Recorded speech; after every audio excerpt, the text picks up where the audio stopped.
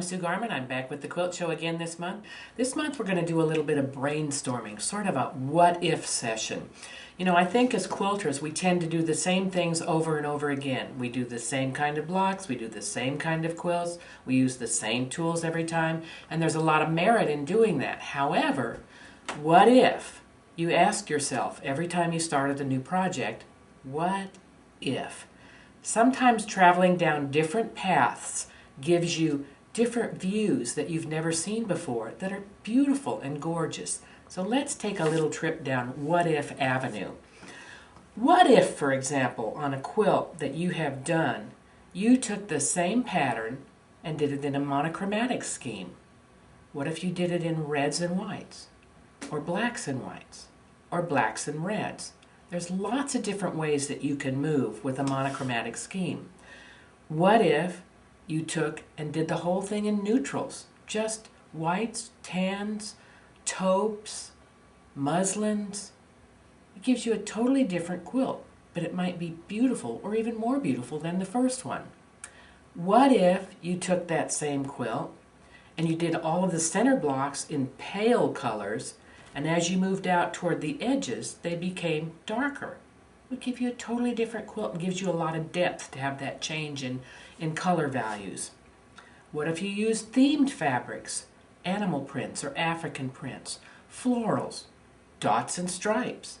Using different themed fabrics together can give you a totally different look again.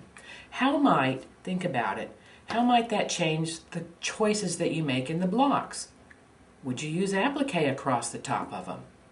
Would you echo whatever is in the prints in the applique? So think about different ways that you can use your fabric after you've asked yourself, what if? What if you took a traditional block and decided to change it? What if you stretched it, didn't make it square but made it rectangular? What if you took a block and you changed the colors in it in different ways?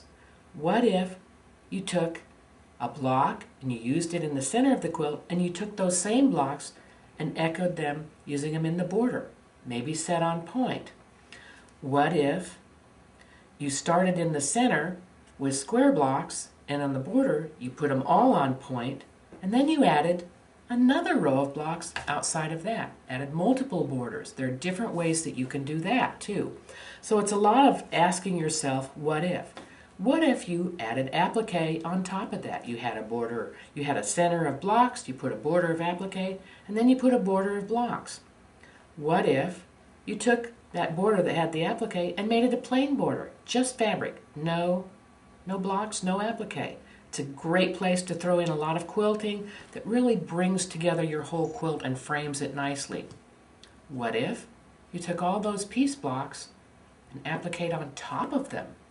That gives you a really nice look. You have to watch out for the colors and how they might conflict with each other.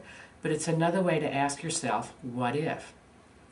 What if you took the star block, a simple star block, say this is a 12-inch block, and this 6-inch center, you put a different block inside of it, churn dash or a monkey wrench or another star.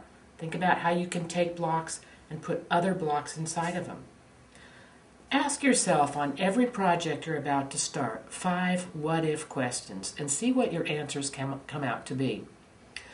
What if you found 5 friends and you all swapped blocks? Maybe you had a criteria. They all have to be Western blocks.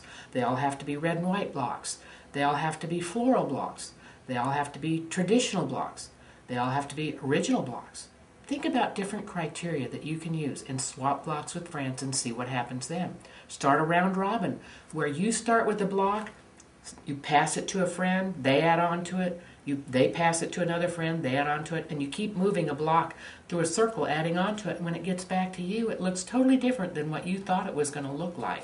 Sometimes you'll provide the fabric, sometimes you'll tell people, add what you want.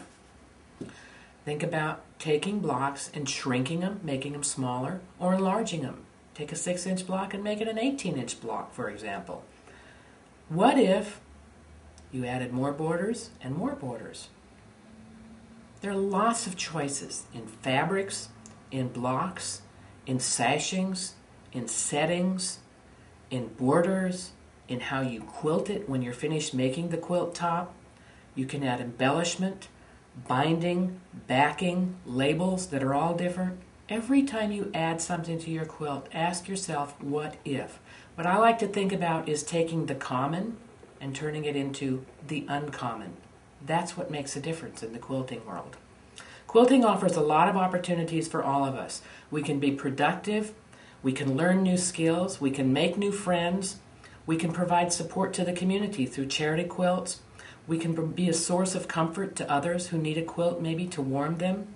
We can satisfy our own needs to be creative, to be helpful, to be loving, and that's what I love about quilting. Live and learn, and I'll see you next month.